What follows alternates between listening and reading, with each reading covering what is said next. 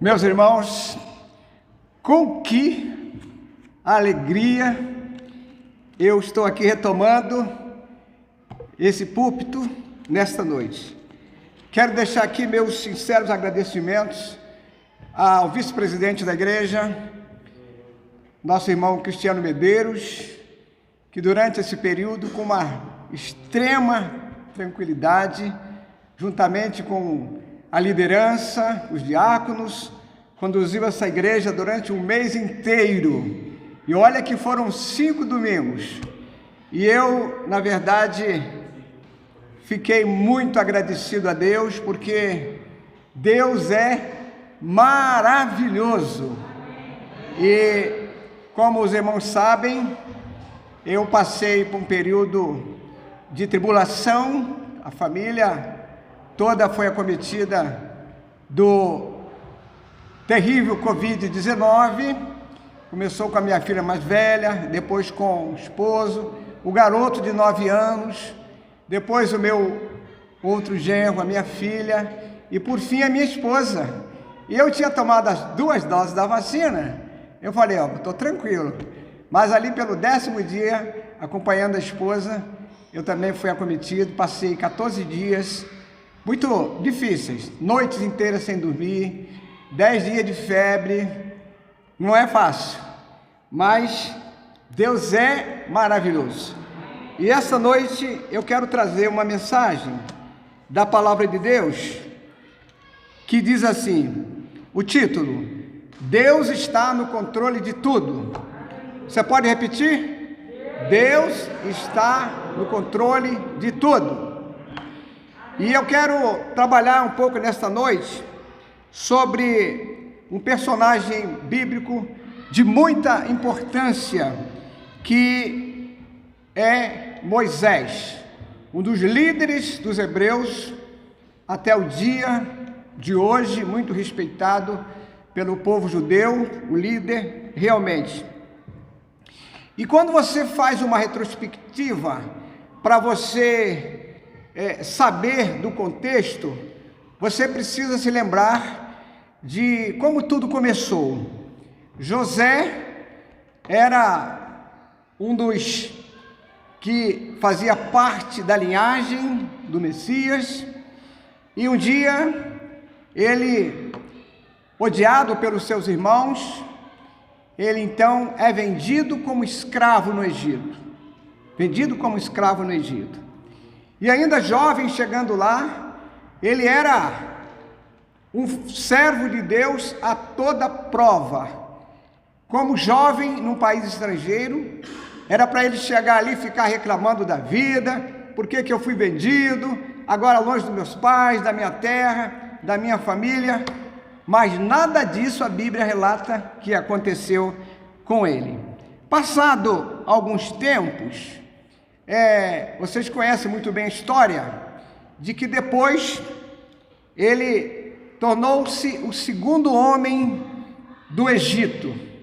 Olha que era um mandatário, 2º homem do Egito. E ali, passado um tempo, vocês conhecem a história, os seus irmãos foram visitá-los, e ele pergunta certa vez, vocês vêm de onde? Eles disseram, quantos são? Eles foram falando, mas teve um que já não está mais entre nós, e era o próprio, que eles mesmos tinham vendido como escravo a uma caravana de ismaelita. E ali, quando isso tudo sucedeu, ele fez conhecer a seus irmãos, ali ele se emocionou, chorou copiosamente. Então ali ele declara, eu sou José, que vocês venderam para o Egito. Eles levaram um baita de um susto, como disse, puxa vida, agora ele vai acabar conosco. Mas o que ele disse? Foi a providência de Deus, que tudo isso aconteceu para que hoje eu tenha como ajudar meus pais, meus familiares. Gênesis 47:5 diz assim, então disse Faraó a José, teu pai, teus irmãos vieram a ti, A terra do Egito está perante ti. No melhor da terra, faz habitar teu pai e teus irmãos. Habitem na terra de Gósen. Se sabes haver entre eles homens capazes, põe-nos chefe do gado que me pertence. E esse texto que eu acabei de ler, do 5 até o 6, 5 e 6, a gente vai perceber que José, ele tinha uma capacidade, era uma pessoa que tinha um QI altíssimo, porque a mão do Senhor estava sobre ele. E o texto bíblico vai dizer que com a seca, ele pôde fazer um preparatório durante 7 anos de fartura, e quando vieram os anos de sequidão, ele fez com que o faraó comprasse toda a terra do Egito.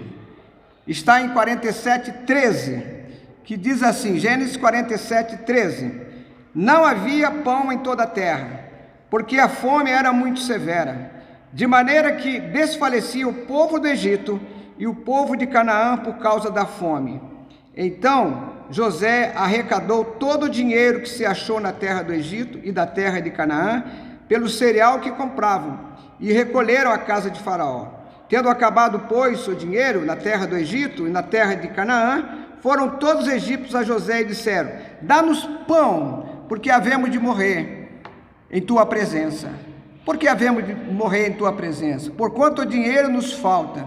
Respondeu José, se vos falta o dinheiro, trazei o vosso gado, em troca do gado eu vos suprirei. E aí trouxeram, e ele foi então, comprou toda a terra para o faraó.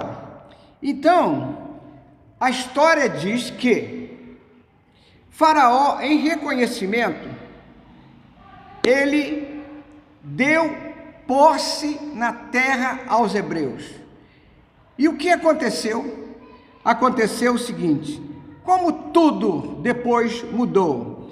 Após a morte de José, veio outro faraó. Vamos agora para Êxodo 1, capítulo 1, versículo 5. Êxodo, capítulo 1, versículo 5 em diante. Êxodo 1, versículo 5. Todas as pessoas que descenderam de Jacó foram 70. José, porém, estava no Egito e faleceu. E todos os seus irmãos e toda aquela geração. Mas os filhos de Israel foram fecundos e aumentaram muito e se multiplicaram e grandemente se fortaleceram, de maneira que a terra se encheu deles. Versículo 8. Entremente se levantou um novo rei sobre o Egito, que não conhecera a José. Ele disse ao seu povo, eis que o povo dos filhos de Israel é mais numeroso e mais forte do que nós. Versículo 10. Eia, usemos de astúcia para com ele, para que não se multiplique, e seja o caso que, vindo em guerra, ele se junte com os nossos inimigos, peleje contra nós e saia da terra. E os egípcios puseram sobre eles feitores de obras para os afligirem com suas cargas. E os israelitas edificaram a Faraó as cidades celeiros, Pitom e Ramsés. Versículo 12. Mas quanto mais os afligiam, tanto mais se multiplicavam e tanto mais se espalhavam, de maneira que se inquietavam por causa dos filhos de Israel. Então, os egípcios, versículo 13, com tirania faziam servir os filhos de Israel. 14. E lhes fizeram amargar a vida como dura servidão, em barro, em tijolos e com todo o trabalho no campo, com todo o serviço que na tirania os serviam. Meus irmãos, eu quero continuar com mais alguns versículos.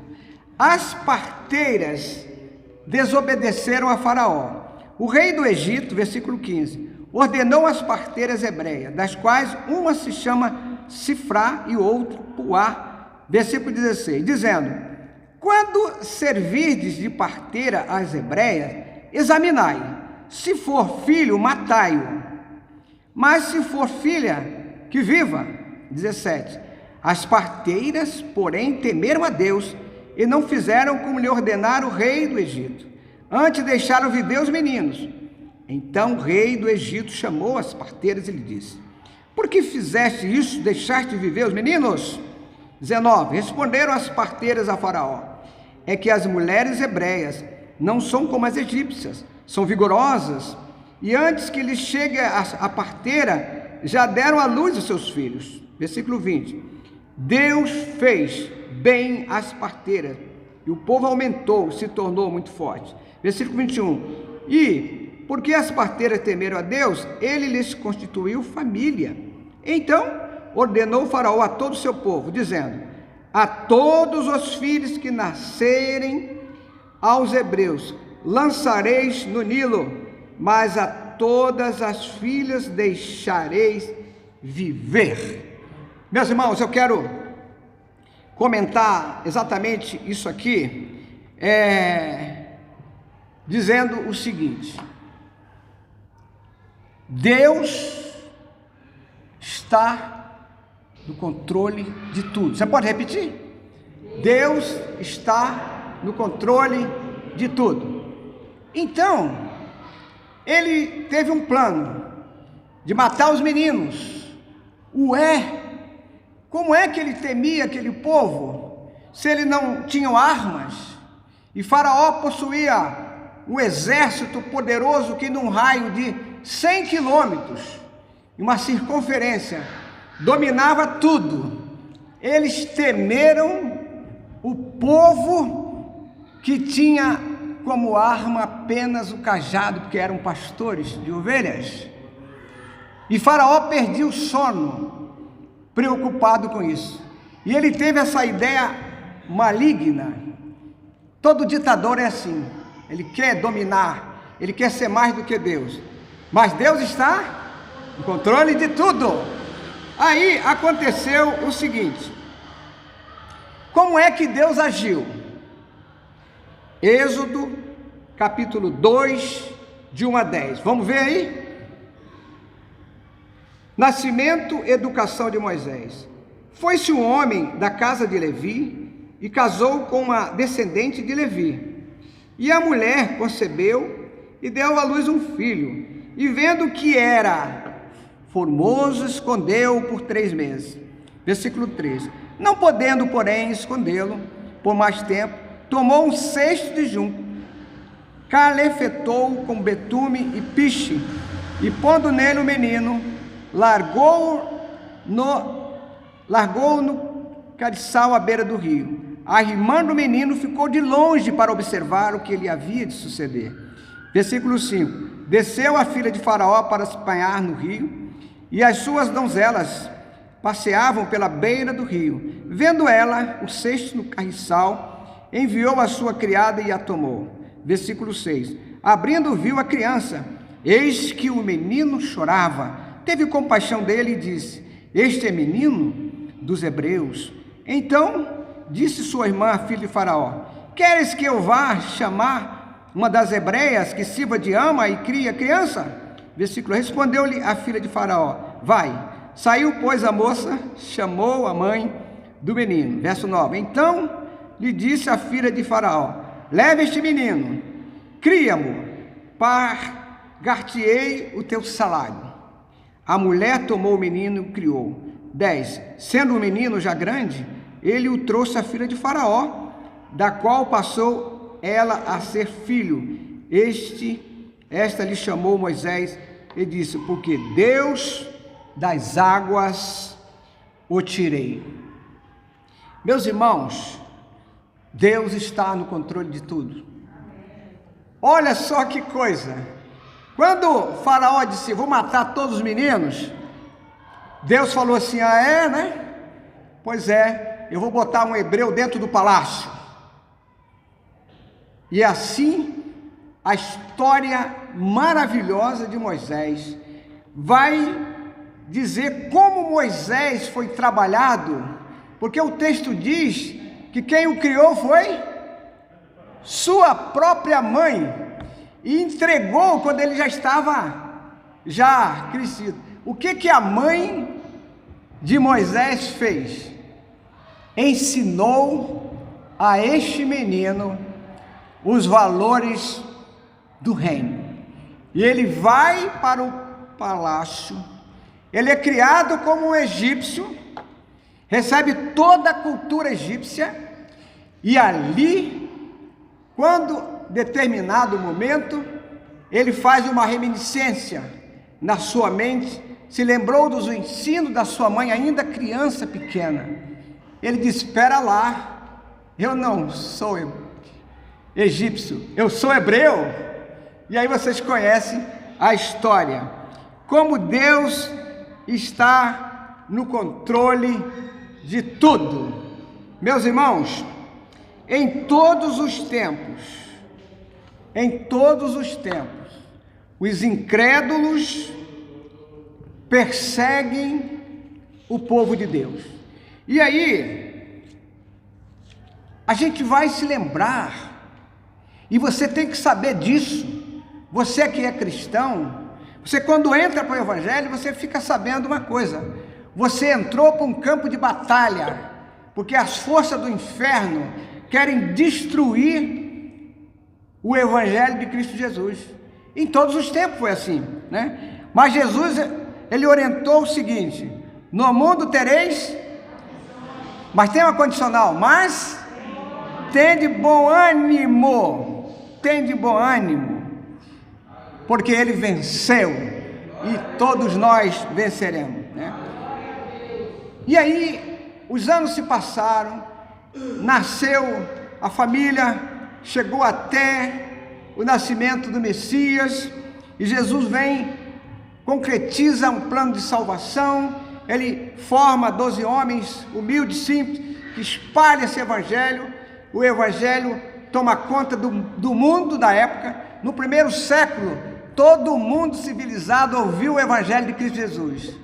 Aqueles homens trabalharam de uma forma extraordinária, mas o cristianismo sempre foi perseguido, e ainda o é até o dia de hoje. Mas o Senhor Jesus, ele disse que as portas do inferno não prevalecerão com a sua igreja. Meus irmãos, nada, absolutamente nada, destrói a força da igreja, porque ela é de Deus, ela é espiritual, né? Existia um personagem, um filósofo francês chamado Voltaire. Voltaire, na sua época, ele fez uma declaração sobre, ele era incrédulo, ele disse: olha, em 15 anos o cristianismo vai estar extinto. Em 15 anos se passaram. Voltaire bateu as botas, e sabe o que aconteceu com a casa de Voltaire? Virou uma fábrica de Bíblias. Amém? Vocês sabiam disso? Então, ninguém pode interferir na vontade de Deus, porque Ele está no controle de tudo. E aí, a gente vai entender o seguinte: houve uma época que existia uma grande preocupação no mundo. Talvez algumas pessoas aqui, ainda quando criança, alguns jovens, tinha uma rivalidade entre os Estados Unidos e a União Soviética, e todos pensavam: caramba, se houver uma guerra aí, o mundo acaba, né? E aí os Estados Unidos sempre foi um país cristão, lá com seus problemas, né? Mas eles mandavam a mensagem do Evangelho para a União Soviética, e eles mandavam um sinal de interferência para o Evangelho não chegar. Os anos se passaram, o que aconteceu? Aquela união de nações poderosíssima foi esfacelada, os países se separaram, e quando as muralhas vieram ao chão, foi descoberto que tinha mais crente na Rússia do que no Brasil. Nada pode impedir a força do Evangelho. E a gente também conhece a história. Essa história eu ouvi de um missionário brasileiro que trabalhou num país, não vou dizer aqui porque a gente está gravando e a gente não pode falar certas coisas, um país que tinha lá um doutrinamento diferente, tá? Que não aceitava muito o cristianismo. E esse missionário, trabalhando lá, ele disse que uma certa ocasião, esse ditador de um país aqui da América Latina disse o seguinte: olha, decreto, não pode ter mais de 100 cristãos reunidos, porque estavam crescendo muito. Então ele naturalmente disse: ó, vamos parar com esse negócio. 100. O que eles fizeram? Ah, é? Não pode reunir nos templos? Vamos para os lares. Sabe o que aconteceu? O Evangelho explodiu de crescimento nesse país. Isso é que Deus está no controle de tudo. A gente vai assim entender o seguinte: hoje não é diferente do que foi no início do cristianismo. Quando você lê a história dos apóstolos, você fica pensando, não é fácil. Como aqueles homens suportaram tanto sofrimento? Quase todos eles foram martirizados. Inclusive o grande Pedro foi também condenado à crucificação. E diz a história que ele, quando chegou a época, ele disse: olha, não sou digno de morrer conforme o meu mestre. E ele foi crucificado de cabeça para baixo, a seu pedido. Então, hoje existem vários países que empreendem uma grande perseguição ao cristianismo. Existem hoje países que as igrejas estão sendo demolidas, estão tirando as cruzes das igrejas, mas esses cristãos não desistem. Por que não desistem? Mateus 16, 18. Jesus disse que a sua igreja seria edificada e que as portas do inferno não prevalecerão sobre a sua igreja. Irmãos, nada impede o crescimento do Evangelho de Cristo Jesus. Eu te aconselho que você possa tomar posse dessa palavra, colocar bem na sua mente, no seu coração, que você não deve ter medo de nada, absolutamente, porque você é um servo do Senhor, você é guardado e protegido pelo sangue do Cordeiro, há uma cobertura espiritual, nada lhe toca. Você pode dizer amém? Pode dizer glória a Deus? Então, nada possa vir que vai derrubar a igreja do Senhor Jesus Cristo. Sabe por quê que não conseguem? Lucas 17, 20 e 21, interrogado pelos fariseus sobre quando viria o reino de Deus, Jesus lhe respondeu o seguinte, palavra do Senhor Jesus: não vem o reino de Deus com visível aparência. Versículo 21, nem dirão, ele aqui ou lá está, porque o reino de Deus está dentro de vós. É por isso que ninguém destrói a igreja, porque pode derrubar o templo, mas você é o templo do Espírito Santo. Nada pode tirar isso de você. Você pode ir para a prisão, você pode ir para tortura, mas lá por dentro ninguém pode tocar. Por que Paulo e Silas, à meia-noite, aprisionado, acorrentado, sendo chicoteado, eles adoravam a Deus? Porque o corpo estava preso, mas o espírito estava livre. E eles eram os adoradores, né? Então, podem perseguir a igreja do Senhor Jesus, mas ela jamais deixará de crescer e de existir, porque Deus está no controle de tudo. Gostaria de orar por você. Você pode ficar de pé nesse momento. Eu quero orar também para você que vai ouvir essa gravação. Aliás, eu quero pedir a você que inscreva no canal da igreja. Nós estamos chegando a 100 inscritos, só faltam 2, só 2. Então vamos receber já a primeira placa. Então a gente tem muitas pessoas já assistindo. Se você, a gente calculando Facebook, WhatsApp e o canal do YouTube, nós estamos aproximadamente com umas 200 pessoas que nos ouvem semanalmente, em cada gravação nossa aqui.